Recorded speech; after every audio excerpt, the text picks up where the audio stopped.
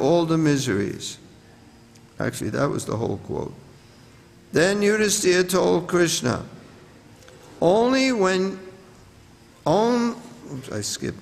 because we executed many pious acts are we able to see your lotus feet, which even great yogis find it impossible to attain.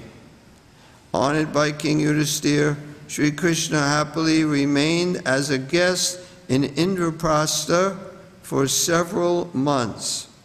One day, Krishna and Arjuna went hunting in the forest. While bathing in the Jamuna River, they saw a charming young maiden. On Krishna's request, Arjuna went up to the girl and asked who she was. The beautiful maiden replied, I am Kalindi, the daughter of the sun god, hoping to obtain Lord Vishnu as my husband. I have been performing severe austerities. I will accept no one else as my husband, and until he marries me, I will remain in the Jamuna, living in a house my father built for me here. After Arjuna reported all this to Krishna, the omniscient Lord took Kalindi onto his chariot, and then the three of them returned to Yudhisthira's residence.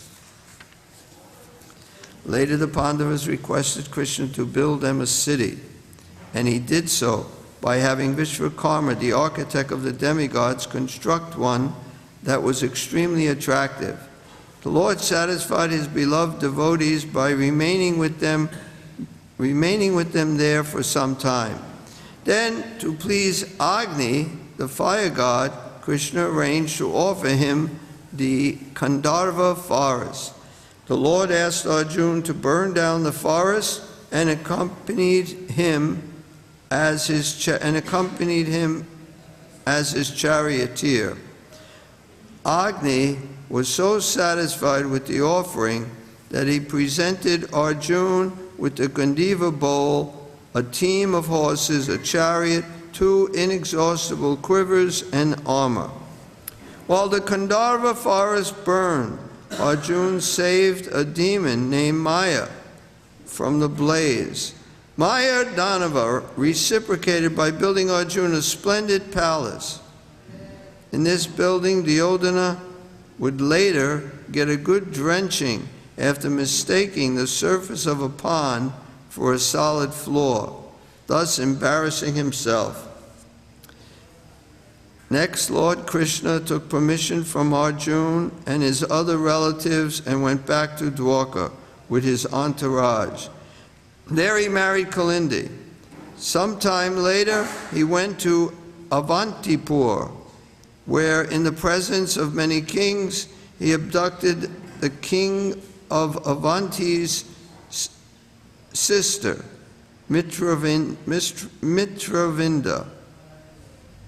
who was very much attracted to him, to Krishna. In the kingdom of Ayodhya lived a devout king named Nagajit. He had an extraordinarily beautiful, marriageable daughter named Satya, or Nagnajiti. The girl's relatives had laid down the stipulation that any man who could subdue a certain group of 7 ferocious bulls would win her hand. When Krishna heard about this princess, he went to Ayodhya with a large contingent of soldiers. King Nagnajit greeted him hospitably and joyfully worshipped him with various offerings. When Satya saw Krishna, she immediately desired him as her husband. And King Nagnajit, understanding his daughter's intentions, informed Lord Krishna of his own wish that the Lord and his daughter be married. The king affectionately told the Lord, you alone would be a suitable husband for my daughter, And if you subdue the 7 bulls, you may certainly marry her. Lord Krishna then manifested himself in 7 separate forms and subdued the 7 bulls. King Nagnajit duly presented his daughter to the Lord, together with a dowry of abundant gifts. And the Lord took Satya onto his chariot for the journey back to Dwarka.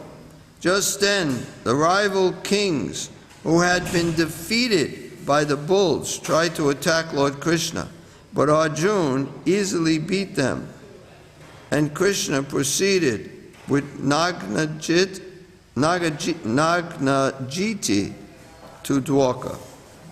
Subsequently, Sri Krishna married Bhadra after abducting her from her Swayamvara ceremony, and he also married Lakshmana, the royal daughter of the king of Madra. And that's the long introduction.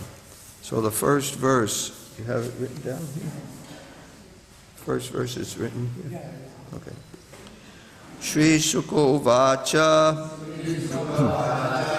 Ekada Pandavan Drastum Pratitan Purushottamaha Indraprastam Gata Shriman Yuyudhanadibi Ritaha Shri Sukovacha Ekada Pandavandrastum Pratitan Purushottamaha Indraprastha Gata Shriman Yuyudhanadibi Vrataha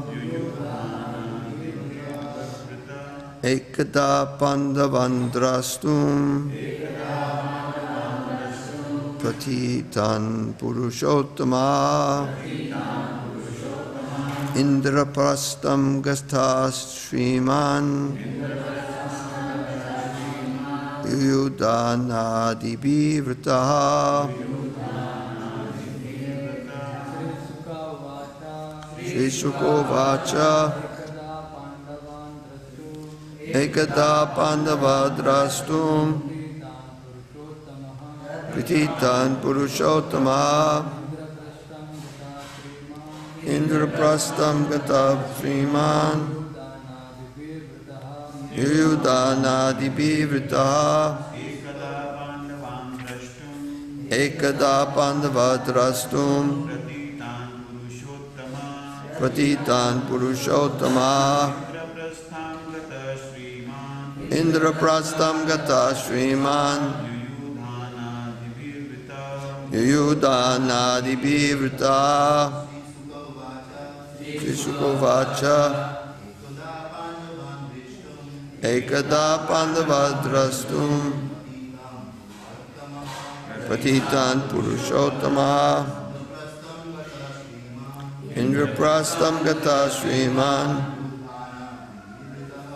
Yuyudhanadibi Vrataha. Ladies. Shri Sukovacha Ekada Pandavandrastum Pratitan Purushottama Indraprastham Gata Shriman Yuyudhanadibi Vrataha.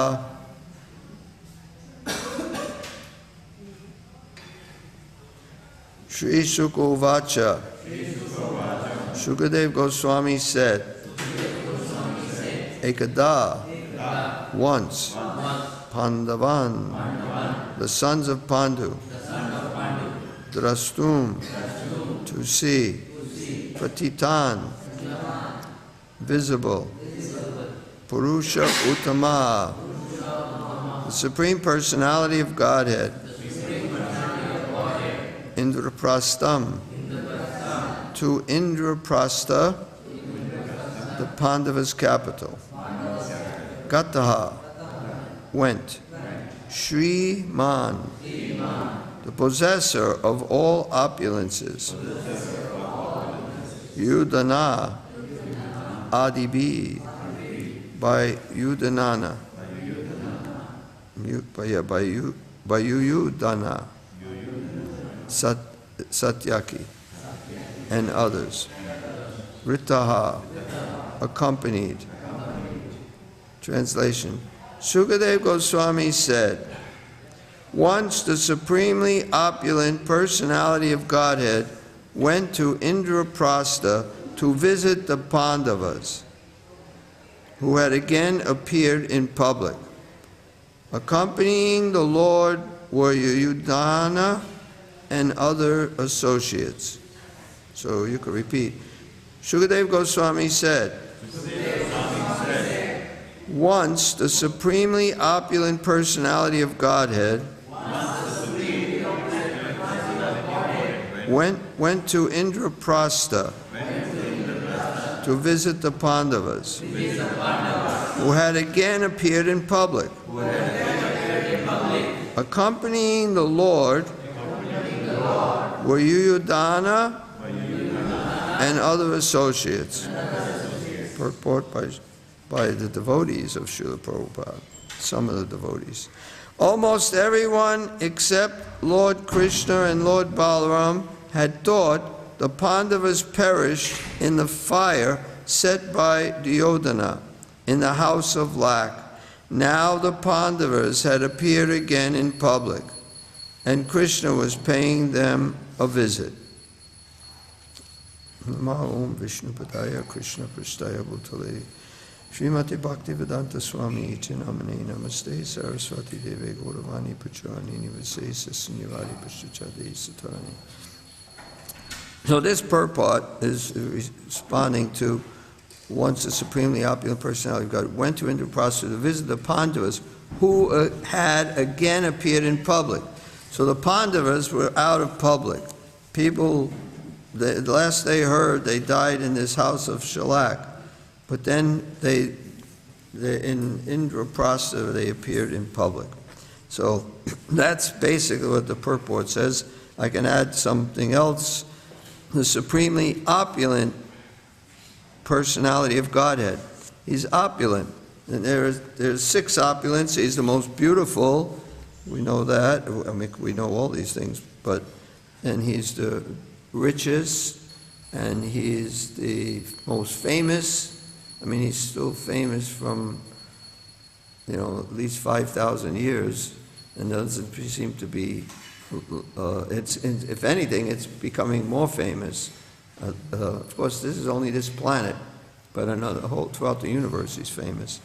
And he's the most beautiful. That's what he's known for. You just look at him, you can't think of anything else. His fame, beauty, strength. He lifted Govardhan Hill. Renunciation. He left in Dwarka. He had 16,108 wives. He just get up and he just got out of bed. Some people would be difficult. He just got out of bed from his 16,108 beautiful wives, and he meditated upon himself. People, I mean, if we see somebody meditating upon themselves, it's like this guy has really got a big ego. But Krishna meditated on himself because he's the only person that anyone should meditate on. Who is he going to meditate on? Except I remember actually my daughter, when she was a little girl, asked, because we said how Krishna is in everyone's heart. She said, who's in Krishna's heart? So we have to say that Radharani is in Krishna's heart. Okay, so we have the strongest, the most beautiful, the most renounced, the most famous. He's the wisest, he's most intelligent. And he spoke Bhagavad Gita. I just think about how when we're under some pressure, there's some problems, some difficulties, it's hard to think, it's hard to be focused. Imagine being in a battlefield in between two armies, and there's going to be this big war. It's really difficult in that situation, in a lot of situations, but in particularly in that situation, to just be equal posed and just think properly and clearly and answer all of Arjuna's questions while everyone else is just watching and waiting. But how he was able to speak the Bhagavad Gita, so he's full, is the most knowledge. And which one, what did I leave out? What? Yes, I did that. So what are the six opulences? There's the beauty, most renounced. There's the strongest. He's the most famous, the most intelligent. And he's also, I said renounced. What? Wealthy. Thank you. Wealthy. He's the richest. He has so much opulence. I mean, he had 16,108 wives. He had 16,108 palaces. And each palace, like we have, when it's hot, you have air conditioning. Each palace had jewels in the walls, valuable jewels throughout every palace, and it kept everything cool inside these jewels. So he's the most wealthy. In the material world, we're attracted to people who are famous. Somebody's famous, we're very attracted to them. I mean, it's natural. As devotees, we just met this guy who's like in charge of some hockey team for India. I never even knew India was interested in hockey, but that's like the biggest sport.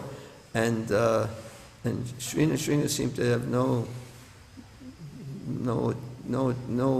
like, wow, that's wonderful, who this person is we met at the airport. He was completely like, he's just, just a spirit soul who's puffed up.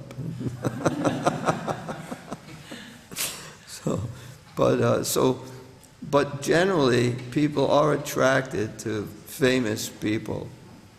We're certainly attracted to rich people.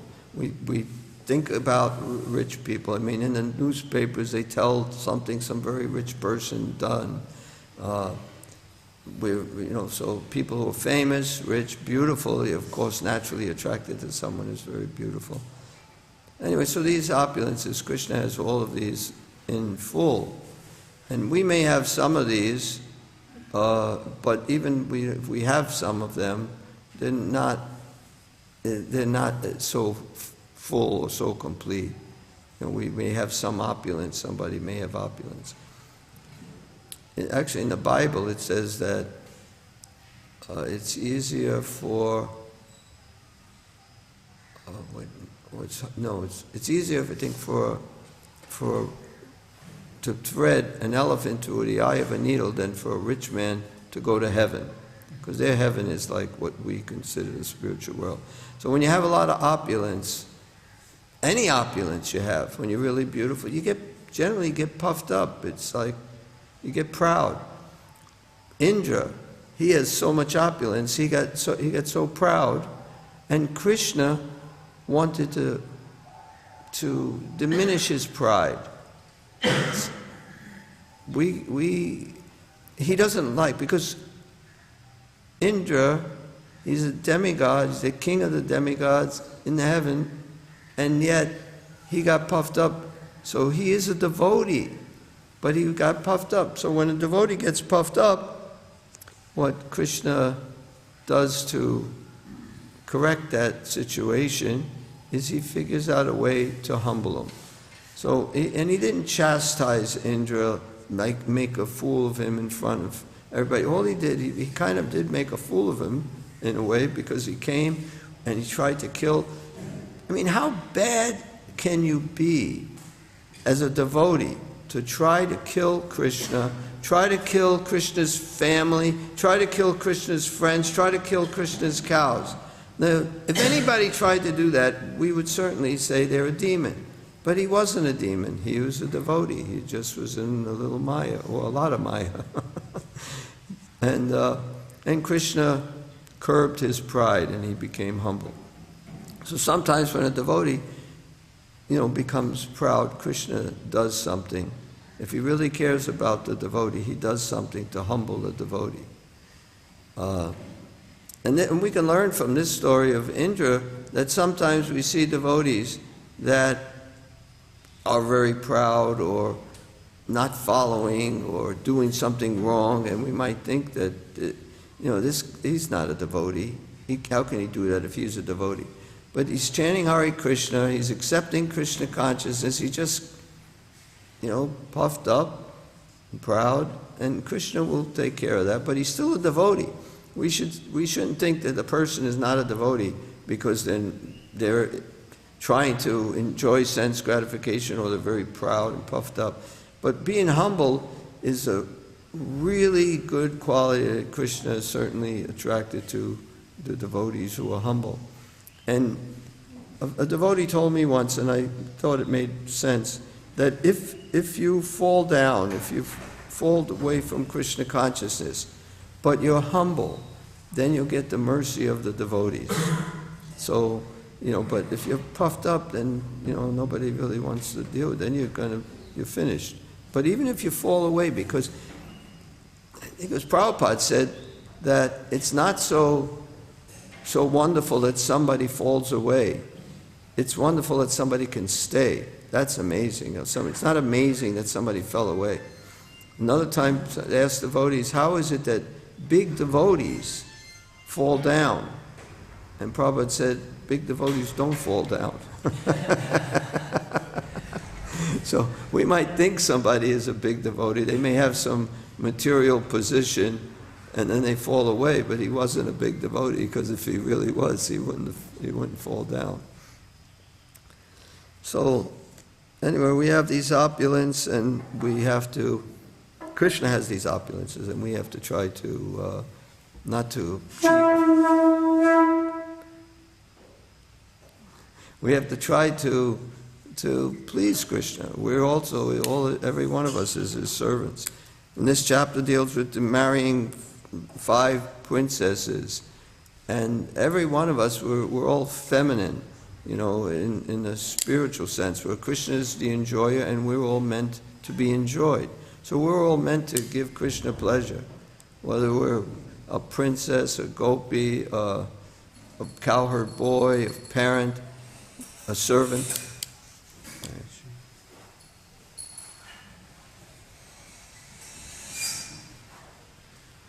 Whatever our position may be eternally, we're servants. So right now we have these bodies, and we're meant to use them as an instrument in serving the Lord. And so so we have to have knowledge, some knowledge, that we're not the body, we're the soul, and we're meant to use there's jnana. There's jnana, and vijnana is practical application of that. Okay, you talk to people, aham brahmasmi, or I'm spirit, but then you're doing the same thing that everybody else is doing who thinks they're their body. So that what's the use of that knowledge? You have the knowledge, but you're not using it. You're not applying it to your life. So we have to apply this knowledge to our life. I am a soul, and I should act like a soul, an eternal. It's not just a soul, aham brahmasmi, I'm spirit. It's not enough. I'm an eternal servant of Krishna, or servant of the servant of the servant of Krishna. So we can see ourselves in that light, then we have to serve the devotees, the servants of Krishna. And that's acting according to who we are, because that's who we are. We're eternal servants of Krishna. Shastra chakshus, we have to see through the eyes of the scriptures. So the scripture says this, I can't see how I'm the soul, but I have to act that way, that I am the servant of the servant of the servant of Krishna, or the servant of the servant of the servant of the master of the gopis. So I'll read another verse before I do, because if I just keep reading and talking, you may have some questions, you may forget it. Does anybody have any questions at this time? I might be able to answer. Yes? No, related to the topic. We can do, at the end, we can do not related to the topic. But right now we're just going to read the next verse and stuff.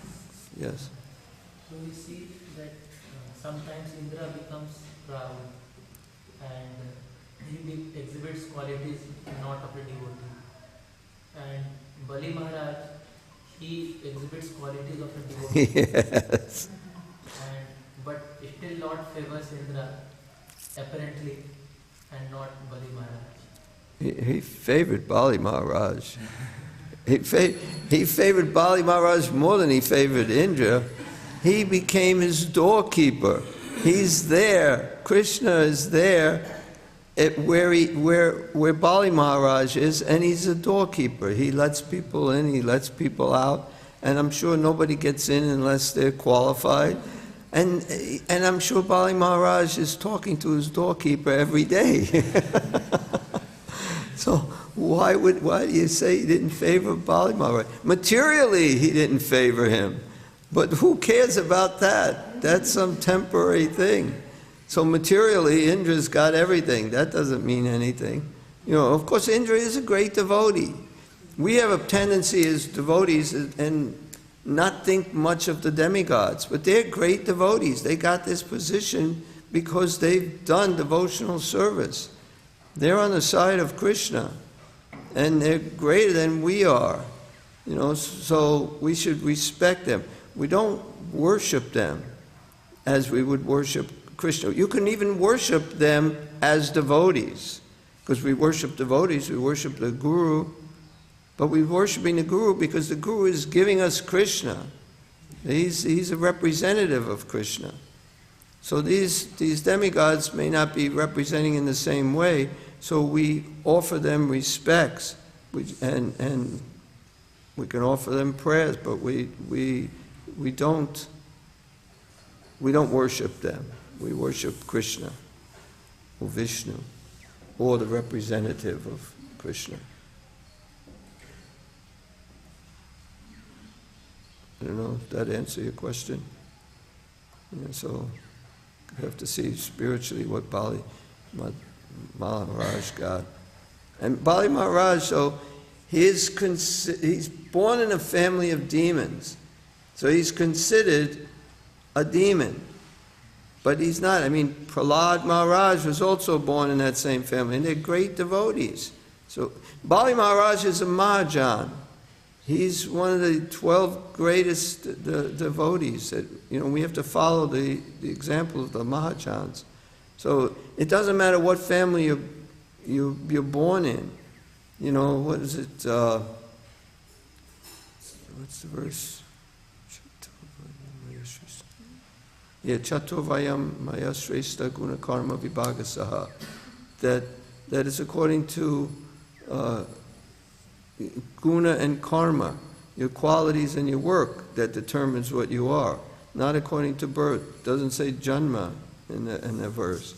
So that really determines.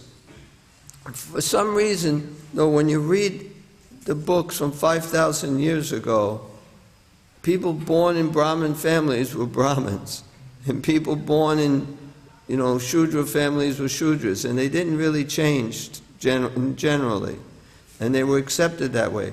I mean, we've seen Karna. Karna is, you know, he was the son of the sun god, and yet he was considered a Shudra just because he was brought up. He had all the qualities of a Kshatriya, you know, but he was considered a Shudra because it was a Shudra family that found him. They took care of him. That's their son.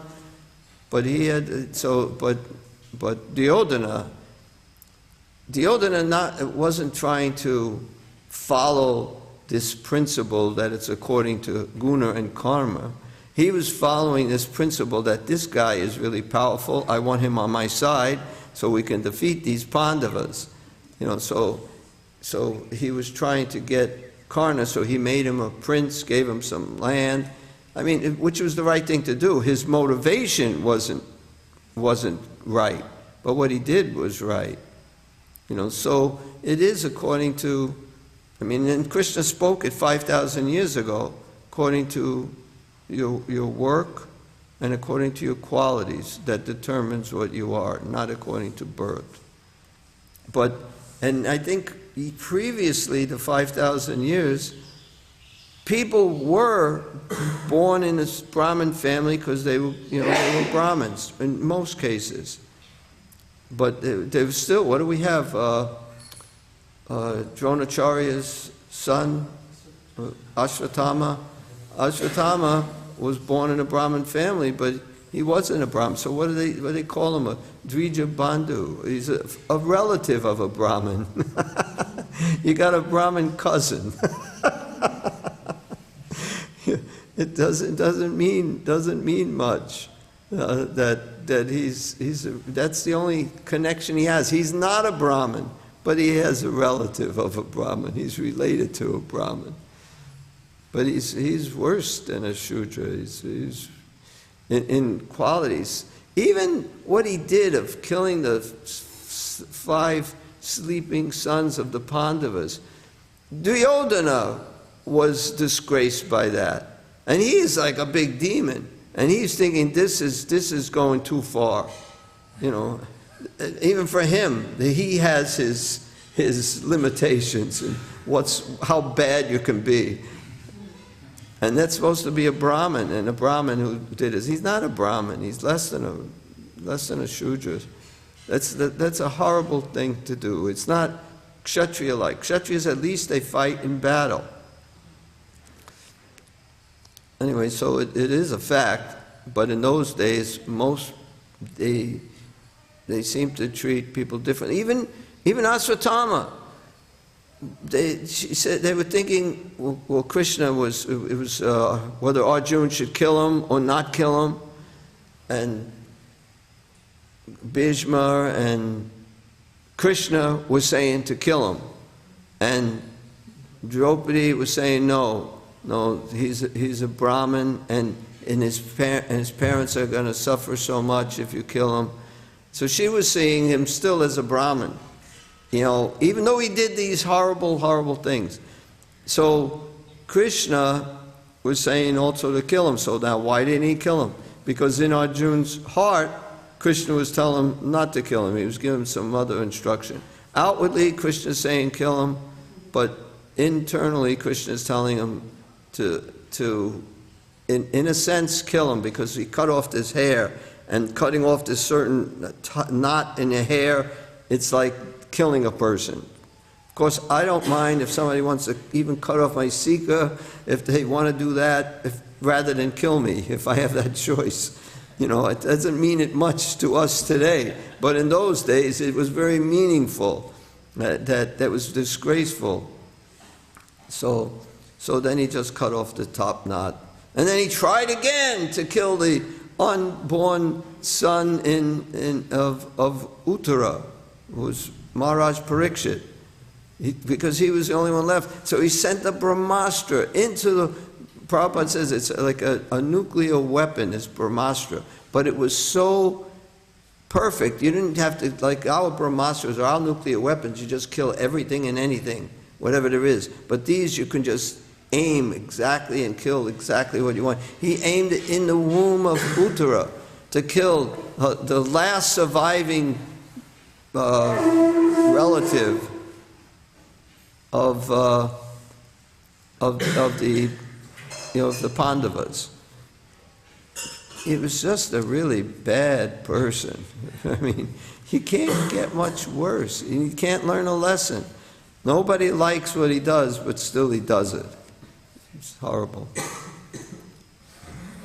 But so, and what's the story? Is he's still around, suffering somewhere eternally in this, the end till the end of it? Did anybody hear something like that?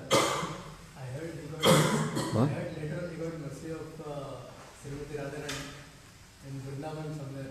He got mercy of Srimati Radharani. Really? He heard, and we don't know yet where he heard it, but but that he's somewhere in Vrindavan, he got the mercy of Srimati Radharani. I heard it in Yatra. From who? In Yatra, Kartik Yatra. Oh, Kartik Yatra, yeah. You hear a lot of things. You really do. A lot of them are like, you don't know if it's true. It's you know, when you go to Vrindavan and they take you on pilgrimage, they say so many things, and I just can't accept all these things. They may be true. I'm not saying they're not true, but I'm not saying it's true. I don't like repeating things like that because, or if I do repeat it, I explain to them, this is where I heard this. You can. It's not like it's against our philosophy. Then I really challenge it when something is really against it. Like this is not against our philosophy because Radharani is so merciful to everybody. She may have done this. I don't know what happened, but I never heard that. I didn't go on that parikram. Okay, so I have just a few more. Well, I got some more time. Any other questions? Yes. Hare Krishna. It's so peaceful to just see you, Prabhu. Thank you very much for coming Hare Krishna. And I'm so worried about my taxis. I'm not so peaceful. But thank you for seeing that. So, Prabhu, in the purport one, there was one mention of Krishna kidnapping a princess from a Swayamvara. So, Yeah. what is the necessity? The princess could have just chosen Krishna. So, why was it necessary for Krishna to kidnap from a Swayamvara? Well, I really don't know that particular pastime. Yeah, in the purport it was. I know. Well, it wasn't in the purport. It was in the introduction, I think. Yeah, introduction. But in the introduction, you'll read it later on. It'll give more details about it. But when I read it, I also didn't know what that pastime was. Subsequently, Shri Krishna married Bhadra after abducting her from her Swayamvara ceremony. Okay, well, she's at the Swayamvara ceremony. Now, I'm not positive the Swayamvara is just where she picks the person. I'm not positive that that's the only thing. That Swayamvara may mean there's some challenge or whatever, and he didn't want to deal with it. Just take her and let them fight me, I'll take care of them. Or whether, I mean, she would definitely want to marry him. I'm positive about that because no woman in their right mind, unless you're crazy and then you wouldn't want to marry her, you know. But so that's not, but he also does things just, you know, his pastime, just for fun, make it more exciting. This way she'll remember the wedding more. When there's difficulties, you remember those things. When you look back, you remember what problems you had. When it's an adventure. So maybe just to please her more, he did it. I don't know why. There could be so many reasons, but I don't know the actual reason. And it's a good question, but I don't know the answer. One more question. Sure. Like, I sometimes get very baffled when I think about Krishna the original. Like, you know, I think we are used to everything has a beginning, like where everything came from. So, like, it's a thing that before Krishna, what was there? That's not a logical question. Right. Krishna was always Right, right. But can you explain that little bit? How is the beginning and Well, I mean, I had the same question, and I think in the West, a lot of people have this question because they never accept, you know. And I remember the answer that satisfied me is if you're on a boat in the middle of the ocean and you fall in and you're under the water and you know that I got to get up, there's air right up there, I have to get to the air. And you don't think about, well, what's beyond the air? You're in such a terrible life and death position, you just think about that. So that satisfied me that why should I have to think about what's beyond Krishna?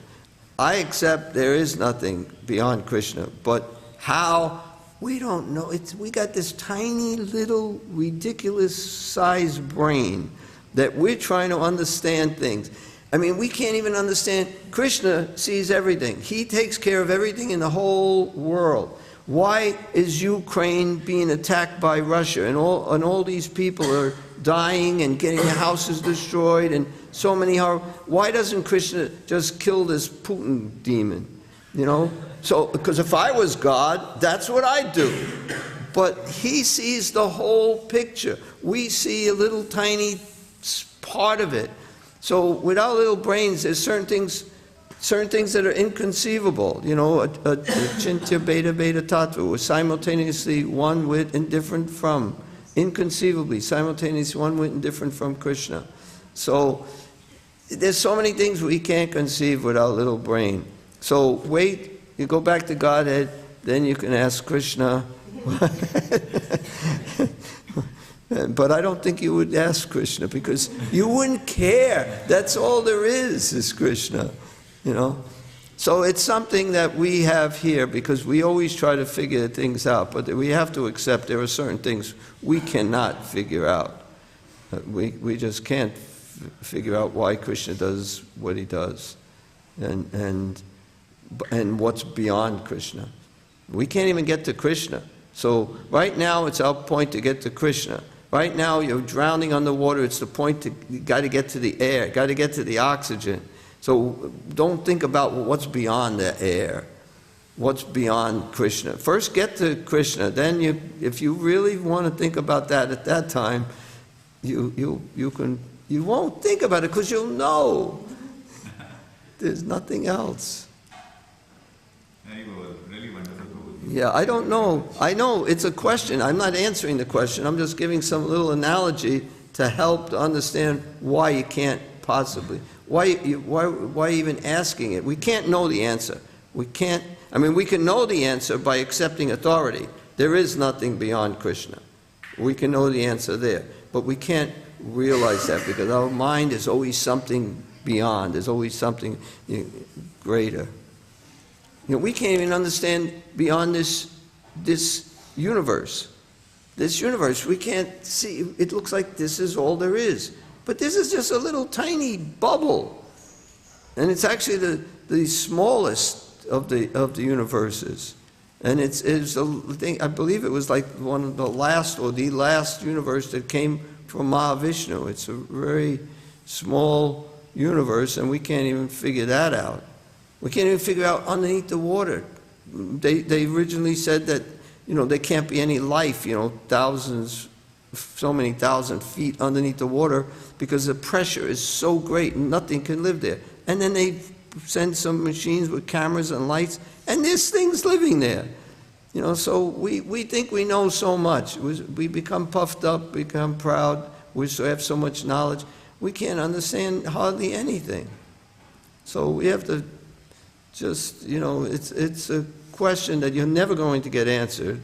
And maybe after you go back to the spiritual world, you'll know that's it, that's all there is Krishna. But I don't know what you're going to think then, but I'm sure you're not going to be asking that question at that time. Right now, with our puny little brains, we try to find out something. We can't, that's the main thing, is we can't know very much with our little brains. I mean, Brahma, he's very intelligent. He has 4 heads. And that's only our Brahma, because this is a small universe. He doesn't have to do so much. Other Brahmas have, you know, 10 heads, 100 heads, thousands of heads, 10,000 heads. I don't know how it works. He has to feed every one of them. I don't know. But they're intelligent and they know how to do it. So, anything else? So now, what's your question that I didn't answer that's not related to the... Yes? Could you share some of the challenges that you faced and how you overcome? Yeah, I can't get a taxi. And I'm asking the devotees for their mercy. That's the solution to all the problems, is to go to the devotees.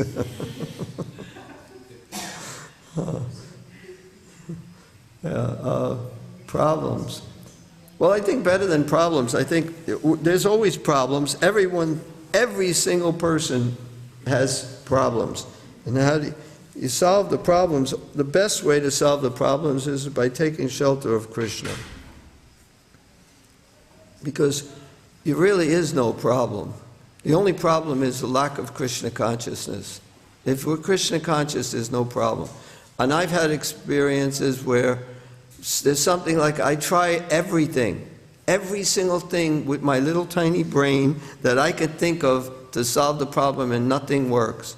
And then I just, this is something in service to Krishna. And then I pray to Krishna, I give up. I can't do it. I just can't figure out what we have to do. And then somehow, right after that, Krishna solves the problem. So I think the real thing is we really have to know who the real problem solver is, and it's Krishna. We have to use our brains, and we have to try in the service of Krishna to do things. It's not like we don't do anything, we don't think, but at the same time, we have to be taking shelter of Krishna. And when it's out of our control, then we just have to, we have no other shelter. Krishna, I can't figure this out. So, or Krishna, I'll accept whatever happens, But when you really get to completely taking shelter of Krishna, then the problem is solved. Because the problem in this world is not thinking of Krishna, not remembering Krishna. Even Prabhupada says you can forget everything, just remember Krishna. So, we have problems, and you can't solve all the problems, but the real problem is, the only real problem is not remembering Krishna. That's the problem. That's the problem you have to try to solve. And the way to solve that problem is constantly praying to Krishna to help you. And when Maya comes, to immediately see that this is Maya. It's like a thief or a murderer comes, and you have to immediately recognize this person. And so when you don't recognize the person as a thief, then that's one thing. You can't do anything. But when you recognize this is Maya, immediately you have to stop thinking about that and get back into Krishna. And even in the Bhagavad Gita, you have to constantly bring yourself back. We deviate unknowingly because we've been doing it, we're conditioned for so long. But as soon as we see we're deviated, we go back. I remember thinking about a highway. You don't have so many highways here. You got partial highways. But a highway, you can drive, from one place way, like you can drive from in the U.S. from Maine, which is the top of the U.S., all the way down to Florida, which is the bottom of the U.S., just on one highway. So we're like on that highway, Krishna consciousness, and we're going. But then somehow our mind just gets off an exit and we're somewhere else. And then finally we realize, what am I doing here? I'm supposed to be going there. So we've got to bring ourselves back again to that highway, and we go back, and then we're back off another exit. It's like, why do I keep doing this? But I keep doing it. But the point, and that's fine, why we keep doing it it's because we're conditioned, there's so many reasons. But the important thing is, once you realize you're off for some exit, to immediately, don't start looking around there anymore. Immediately get back to Krishna. And if you do that, then Krishna, because we're conditioned, we're reconditioning, we're reprogramming our mind. So instead of looking at so many other things, we finally reprogram it to only think of Krishna. See Krishna everywhere. See Krishna in everything. And then when we do that, then we get to our destination, which is Krishna. Going to Krishna even is not, it's not so much a geographical location, like I have to go to Krishna Loka. If you're with Krishna all the time, you're in the spiritual world. You're not in this material world. You may have you're in the material world at the same time, but you're not affected by it. You see the spiritual world. I'm not at that point, but I'm accepting that's the way Prabhupada was. That he was doing this as a service to Krishna, and we should be doing the same thing. But the service to Krishna doesn't mean just sweeping the floor, mopping the floor, but it means engaging our mind, thinking of Krishna, trying to think of how this floor. I was at a class in Vrindavan, and Prabhupada talked about the devotees who are sweeping the floor. There's black and white marble floors.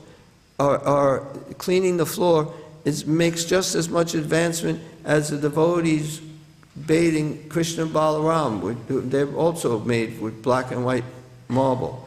There's no difference. So we have to see any service we do is good, but the service that you're on the altar bathing Krishna and Balaram, and you're thinking of something else, and the person mopping the floor is thinking of Krishna, he is making more spiritual advancement than the pujari. So it's not so much a question of what service we do, and it's good in the beginning just to do that service. Anything we do, we're benefited. But it's a higher platform is to try to think of Krishna while you're doing it. You don't have to even think of pastimes. I remember when I was a new devotee, anybody know, like you take a sip of water? You use that expression, a sip? You take a sip. It's S-I-P. And the devotee said you can think of your service, because you have to think of how I'm going to do this service, or the instructions of the Guru. You can think of his instructions or instructions of Krishna, and you can think of pastimes. So you take a sip of Krishna, and in this way your mind is engaged in whatever activities you're doing. If you're sweeping or mopping the floor, it doesn't take so much thinking about it. Certain services take a lot of thinking about it. If you're working on the computer and you have to do certain things, at least for me, working on a computer, I can't think about anything else. I just have to do that. But whatever, certain services, or accounting, you're doing accounting work, you really have to think about it. But that's your service. You're doing it for Krishna, it's your service. So you can remember, just take a sip. So when your Maya comes, take a sip of Krishna. Or chant Hare Krishna. I remember another devotee told me, I said, that when Maya comes, he says, there are 9 processes of devotional service, and you could take shelter of any one of those 9 processes, and then you won't be in Maya. So it's not like we say, chant Hare Krishna. That's the main one, that's the easiest one, it's easy to do. But besides that, there are other processes. There's hearing, there's remembering, there's serving the lotus feet. I mean, there's so many things. But whatever process of devotional service you take to, that will bring you back to Krishna. So we have to stay on this highway until we get to our destination, which is Goloka Vrindavan. And if we stay on the highway, we will get there. And when we exit, unknowingly, unconsciously, we just got off the exit and we say, well, how did I get here? I remember thinking about how I got here. Like I'm chanting japa, and then I'm thinking about something nothing to do with japa. And then I thought about, how did I think of this? And I traced my mind back to, I'm chanting Hare Krishna, I'm hearing Krishna, then all of a sudden there's a little deviation, and I just wound up somewhere completely different. Normally, you don't want to do that every single time. I just did it one time just to see, how the heck did I get here? How did I get thinking about this? Thinking about some, carnival or something, How did I get this? I'm chanting Hare Krishna, and it's, whatever. I don't know what I was thinking about, but I remember retracing it. But what we have to do, when we realize we're off that highway, we got off an exit, we don't have to think about how I got there. We have to just get right back on and continue. So I think it's time to end class. Thank you very much. Very nice devotees here and everywhere so far I've been. Wonderful devotees. And it just shows that Srila Prabhupada's movement is continuing to expand, and more people becoming devotees. And this is what Prabhupada did. He set this up, and it is. He was satisfied if we just maintained what he did, what he established. But we're not just maintaining. We're maintaining, and we're going much further. Like with Hanuman, when he was supposed to find Sita. And he found Sita, but he did a little extra and burnt down Lanka. You can do extra.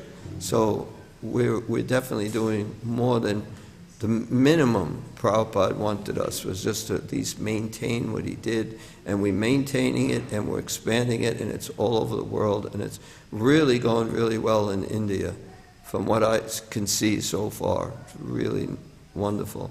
So just keep it up, and Prabhupada will be pleased, and you'll stay on that highway to finally get to Krishna Loka. Even though you may deviate a lot on the way, just come back, get back on the highway. Thank you very much. Hare Krishna. Glories to Prabhupada. His grace, Pyarre Prabhu ki Jai.